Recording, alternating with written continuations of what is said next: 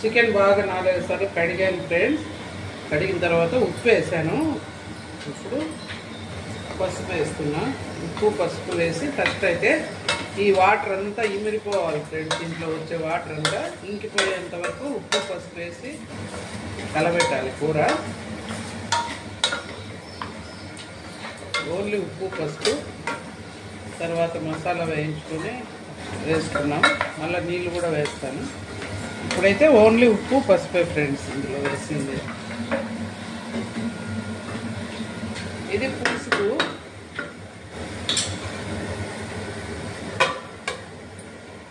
అయినా ఫ్రై ముక్కలో చూడండి ఫ్రెండ్స్, ఇదంతా నీళ్ళు ఇమిడిపోయింది కదా. ఇప్పుడు కొంచెం ఆనియన్స్, దీంట్లోనే టమాటా వేసేస్తాం. కొంచెం అల్లం వెల్లుల్లి పేస్ట్ కూడా వేస్తాం ఫ్రెండ్స్.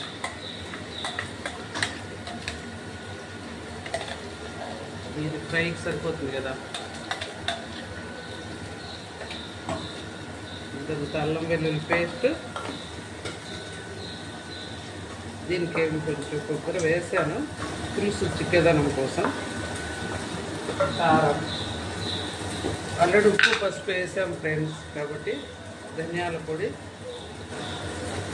కారం పెట్టిందని పెట్టిందా ఏమన్నా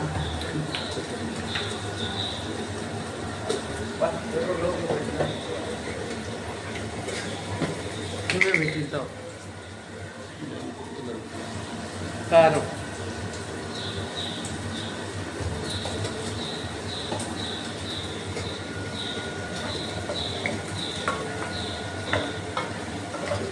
ఇప్పుడు కొద్దిగా పులుసు వేస్తాం ఫ్రెండ్స్. పిల్లలు దోశలో కానీ పులుసు అడుగుతారు. ఇదంతా బాగా వేగిన తర్వాత కొద్దిగా కొత్తిమీర కడిగి నీళ్ళలో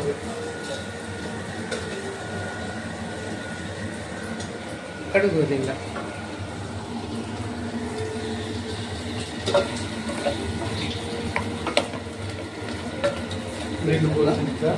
వెయ్యి పోసే.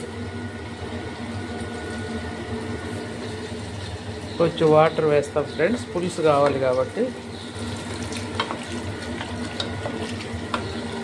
చాలే, ఇంకా ఎక్కువ వేస్తే ఏమో ఉంటుంది. చూడండి ఇంక ఇలా ఉంది కదా. కొద్దిసేపు ఒక 10 నిమిషాలు అంతే ఫ్రెండ్స్. ఇంకా ఆల్రెడీ బాగా కుక్ అయిపోయినాయి ముక్కలు. చాలా పులుసు ఇంకంత ఏమన్నా అది దాంట్లో ఫ్రై లేకలే. ఇది ఎనికి పెట్టేస్తే ఫ్రై ముందుకు పెట్టుకుంటా, లేదంటే కుక్కరు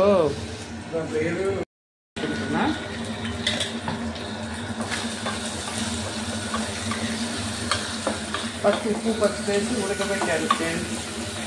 చూడండి నీళ్ళన్నీ బాగా ఇమిడిపోయినాయి. ఇమిడిపోయిన తర్వాత ఇలా వచ్చింది. ఇప్పుడు దీనికి జస్ట్ అల్లం వెల్లుల్లి పేస్ట్,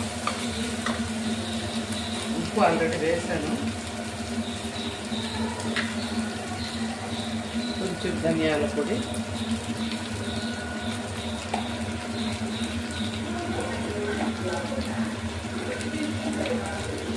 కొంచెం కారం, మిరియాల పొడి వేస్తాం కాబట్టి కారం కొద్దిగానే వేయండి. మా వాడికి పెప్పర్ ఫ్రై ఇష్టం. ఏది మిరియాల పొడి ఇలా ఇదే పలకండి. నేను చూస్తానమ్మా, నువ్వు ఇదే నువ్వు వాసన చూస్తావు, నేను దాన్ని చూస్తున్నా.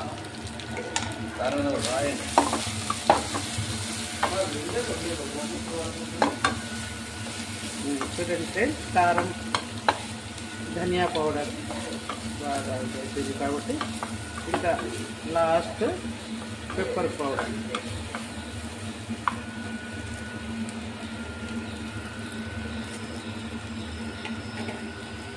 ఇంకా పవన్ ఇదంతా కడిగి పులుసులేకి పోస్తే ఇంకా ఇది కొంచెంసేపు ఇంకంతే పవన్. ఇది ఫ్రైలో కొత్తిమీర వేసేదా వాడు మళ్ళీ అది కనపడితే తినడేమో. అసలు ఆ ఫేస్ యా ఫేస్ మా నేను ఇక్కడ ఇచ్చినమ్మా తింటాడు సంథింగ్